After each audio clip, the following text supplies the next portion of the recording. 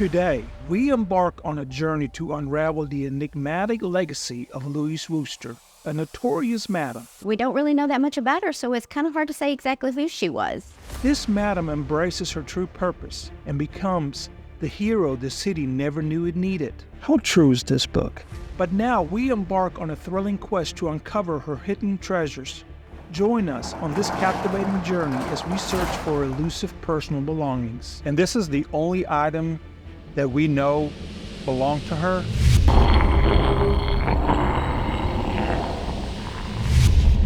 Hey guys, I'm William, your host for Exploring History. Before we embark on this thrilling adventure, I want to give a special shout out to my youngest fan, Michael. It has come to my attention that this amazing 4-year-old boy has been imitating me at home. Michael, you are absolutely awesome. Now that we have acknowledged our incredible little friend, let's buckle up and get ready for an exciting journey. Throughout the ages, we have encountered countless extraordinary heroes whose stories have captivated us. However, today we are investigating the mysterious life of Madame Louise Catherine Wooster. This woman's tale is filled with perplexing enigmas and conflicting testimonies, leaving us unsure of what to believe. Join me as we uncover the secrets surrounding the true identity of Madame Louise Wooster. Birmingham, Alabama is a city rich in history and filled with captivating stories. Nestled among its steel mills and iconic Southern charm lies a tale of heroism and resilience. In the year 1873, a terrifying epidemic descended upon this bustling city, threatening its very existence. Panic and death loomed over the streets, and the local government took drastic measures to combat the disease. Business were closed and a quarantine zone was established to contain the outbreak. Among this chaos, one woman, Louise Catherine Wooster, a madam, emerged as a beacon of hope. In an awe-inspiring display of compassion, she fearlessly ventured into the homes of those afflicted by the illness, dedicating herself to their recovery and providing solace to the suffering and those on the brink of death. Louise Wooster was a 19th century madam who operated a brothel here in Birmingham. She was a woman of tall tales, kind of like a mysterious personality and essence around her. We don't really know that much about her, so it's kind of hard to say exactly who she was. But she was somebody that has drawn more attention than anybody else in the history of Birmingham. To kick off our investigation and track down some leads, I opted to delve into her biography. I had the privilege of meeting Jim Baggett, a highly regarded historian and head of the archive department. Our mission was to analyze her book, The Autobiography of a Magdalene. So this is a first edition of Lou Wooster's memoir. This is one of 2 copies that we know it says. Okay. I have 2 here as part of our rare book collection. We don't know how many other copies there are, or if there are any others. Sure. Wow. It's published in 1911. You have this wonderful Art Deco design there. The introduction here is just signed a minister. Some people think that was Brother Bryant, but we're not sure. Okay. Who was Presbyterian, and so was he. And the book reads more like she was talking, she was dictating to someone and they were writing down rather than she was writing this herself. And her main goal, her main point seems to be to warn other women of what can happen to you. Wow. Particularly if in the company of treacherous men. Now, given the fact that there's a lot of mystery around her, a lot of legends, how true is this book? Well, we know the basic story is true. Okay. Are there any pictures in this book? There are not. There are no illustrations. For her being such a self-promoter and even writing a book about herself, but there's no picture in existence that we know of her. No. So far as we know, there are no photographs of her. We don't know what she looked like. There is a newspaper account that describes her as having dark hair. Beyond that, we have no idea. There would have been photos because she lived in a time when photography, it was advancing quickly. If you had the means, and she did, you would have your picture taken. Absolutely, especially a woman like that. But we don't know what became of most of her belongings. There's like a holy grail sitting maybe in somebody's drawer or an attic, and we just don't know about it. We just don't know. And that's what archivists do. We try to find those things, but no one's found No one's found a photograph that we know is actually Lou Wooster. Back in the early 2000s, there was a couple that came to the cemetery where Lou Wooster is buried, and he said that they were descendants of Lou Wooster's executor of her estate, which was Christian Rambo. Well, when this couple came to find Christian's grave, they talked to the director and explained to him they actually still had some of Lou Wooster's belongings, including at least one photograph of her. Unfortunately, the contact information of this couple was lost, and all attempts to locate them have been proven fruitless. What we currently know is that the family's surname was likely Eichhoff, and they reside in Tennessee. If you have any information about this family, please leave a comment below and help us locate this family. Who knows? They might have a photograph or some other personal artifacts that could provide us with valuable insight into Madame Wooster's life. During her time in Montgomery, Madame Wooster claims that she was involved in a romantic relationship with none other than John Wilkes Booth, the famous stage actor who infamously assassinated U.S. President Abraham Lincoln. Lou's relationship with Booth, if there had been one, would have begun in Montgomery. The fall of 1860, John Wilkes Booth performed in Montgomery for about 6 weeks. And we know that Lou, who would have been about 18 or 19 years old, was working as a prostitute in Montgomery at that time. That would have been the only way that she would have met him. Her versions get grander and grander over time. They contradict each other. So a lot of what she tells us about Booth couldn't be true. She claims she had letters from him, but nobody has ever actually seen the letters. You know, in her account, she states that they were in a relationship, but we never see anything from Booth's side. Diaries in his papers never mention her, so that kind of leads you to believe that that probably is not the case.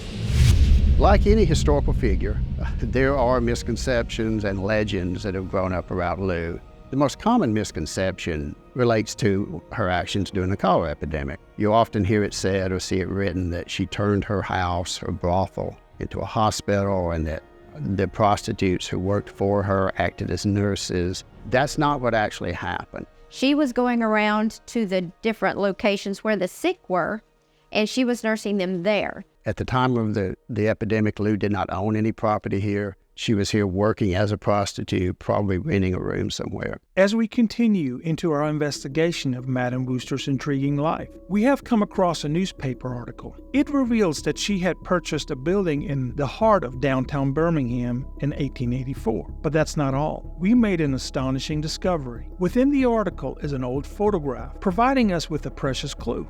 To unravel the mystery surrounding Madame Wooster, we decided to compare this newfound information with historical maps of Birmingham. The results were astonishing. The evidence directly connects to Madame Wooster, leaving us no choice but to venture to the location itself with hopes of uncovering the secrets and untold stories hidden within the walls of her old building.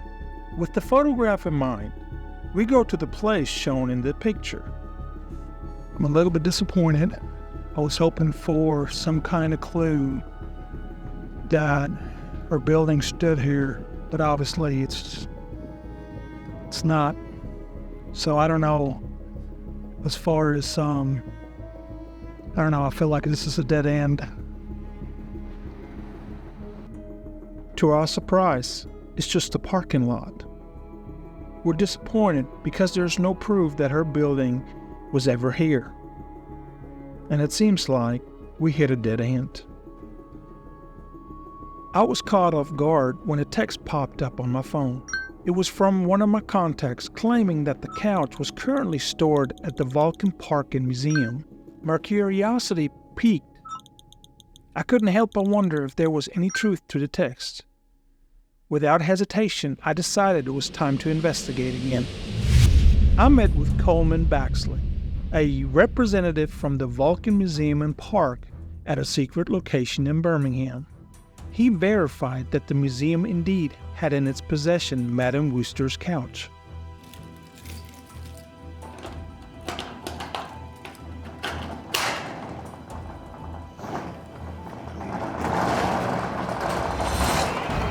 There she is. What can you tell me about this couch? So we'll start where it's from. Of course, it's from here in Birmingham. It was in her brothel, which is located downtown, or was located downtown. My understanding, since From then to now, there's been no other modifications to it, so it is pretty much in its original state. How was the connection made to Louise Wooster? A friend of hers, after she passed, acquired a bunch of her items. She kind of passed it down to her family and then donated it to the Birmingham History Center. And this is the only item that we know belonged to her? Well, we have another item of hers. We have a scrapbook.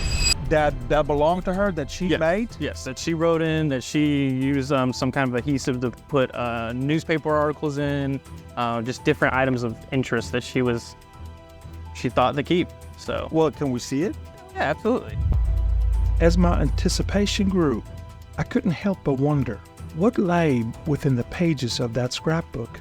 Would it reveal a precious picture of her? Could it finally unveil her true appearance? Or perchance, it held the key to solving our investigation? So this is the book? This is. Sweet. Unfortunately, over time doing decomposition and stuff like that, it is no longer a book. It is just individual pages. But this is all hers. This is her handwriting. And this is various articles in the newspaper she had, but it is her. Came from the same person who gave us the couch. Closest thing that we have that connects to her, we got her handwriting. Correct, yeah. That is amazing. Mm-hmm. That is amazing. So what kind of articles did she put in her scrapbook? I see booth. Yeah, so a lot of the times it was topics that were based on like relationships, love, you know, kind of give it a more modern day kind of understanding to it, or it was about Booth. I know there's a lot of back and forth between if Booth was a lover of hers or if they were intermingled at any point. It was just basically her imagination and self-promotion and all these contradicting stories that she created, and that was just one of them. Correct, yes. Wow. I got a big question. Sure. Is there a picture of her in her scrapbook? Unfortunately, we do not have a picture of her. So yeah, I guess she kind of lives as like an enigma of what she looks like. It is. It's the enigma. I mean, even though we're looking for answers, but it's just, it keeps on, the enigma is getting bigger and bigger. In terms of legends about her, the most common one relates to her death. And the legend is that when she died in 1913, the gentlemen of Birmingham wanted to acknowledge her, but they couldn't go to the funeral of a prostitute. So they sent their empty carriages, and there was this long line of empty carriages escorting her to Oak Hill Cemetery for burial. But this actually did not happen. There's no evidence whatsoever of it occurring. And Lou was buried 24 hours after she died, so this would have had to have been planned very quickly. And most importantly, there's no mention of it at the time. The newspapers reported her death, and they certainly would have reported something as unusual as a procession of empty carriages. They did not. In fact, one newspaper said that she went to her grave practically unescorted. Wooster's commitment to serving her community during one of its darkest times reminds us of the power of compassion and selflessness. It is a tribute to the countless heroes throughout history who have risked everything to help others. When Lou Wooster passed away, the event became an enigma that still leaves us with questions. Her efforts did not go unnoticed. The city leaders acknowledged her courageous and devoted actions, bestowing upon her a prestigious accolade in recognition of her outstanding service. This commendation, presented by the city of Birmingham in 2012, specifically honored her exceptional effort during this epidemic.